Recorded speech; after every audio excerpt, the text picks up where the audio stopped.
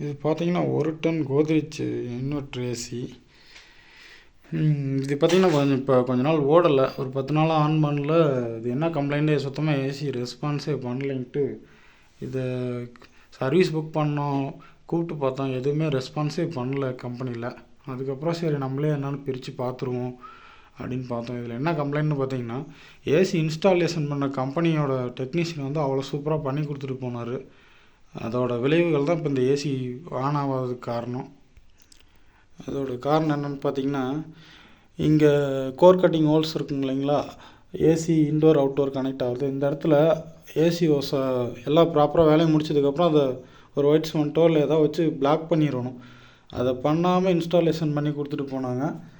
அதில் பார்த்திங்கன்னா இதில் எலி உள்ளே வந்து இந்த தண்ணி ட்ரைன் ஆகிற பைப்பு, இது இன்டோருக்கு ஸ்டெபிலைசர் டு இன்டோருக்கு வர்றது, இன்டோர்லேருந்து அவுட்டோருக்கு போகிற எலக்ட்ரிக் ஒயர் எல்லாம் துண்டு துண்டாக கடிச்சிருச்சு. இது சர்வீஸ் புக்கிங் பண்ணாலும் இவனுங்க வந்து பண்ணித்தர மாட்டேங்கிறாங்க. சரி நம்மளே பிரித்து பார்த்துருவோம், இது என்ன பெரிய வேற்றுக்கிற ஏசியாக, அதையும் தான் பார்த்துடலாமான்னு நானே பிரிச்சுட்டு இதோட லட்சணத்தை பார்த்தேன். இதிலேருந்து பாருங்கள் எவ்வளோ ஸ்பாஞ்சை கடிச்சு கீழே போட்டிருக்குன்னு எலி.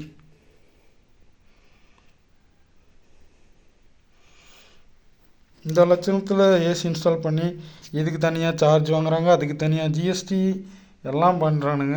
ஆனால் ஒரு திருத்தமான வேலை எதுவும் இல்லை இந்த கோத்ரேஜ் இந்த சைட்லலாம். இது அவுட்டோர் யூனிட்டில் எப்படி சூப்பராக ஏசி ஃபிட் பண்ணியிருக்காங்க கம்பெனி டெக்னீஷியன்றதை பார்க்கணும். பாருங்கள் ஒரு நிமிஷம்.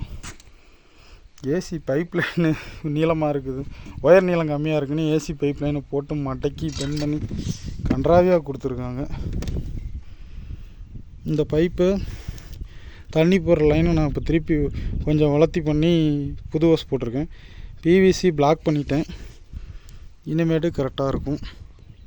அது இல்லாமல் இந்த ஏசி இன்ஸ்டால் பண்ணும்போது எனக்கு கம்ப்ளீட்டாக வேக்கம் போட்டு தான் கேஸ் ஓப்பன் பண்ணணும்னு சொல்லியிருந்தேன். ஆனால் எப்படி பார்த்தாலும் நாங்கள் எங்கள் செய்கிற வேலை தாண்டா செய்வோம் அப்படின்ட்டு ஏமாற்றி வேலை செஞ்சுட்டு போயிடானுங்க. அதுக்கு மேலே நான் லேபர் தரலைன்னா கேஸை லாக் பண்ணிட்டு போகிறோம், நாங்கள் கம்பெனி டெக்னீஷியன் இல்லாமல் நீங்கள் எதுவும் பண்ண முடியாதுன்னு தெனாவட்டு மயிர் வேறு பேசுகிறானுங்க. இப்படி ஒரு மோசமான சர்வீஸ் நான் கோத்ரேஜ் கொடுக்குன்னு எதிர்பார்க்கவே இல்லை.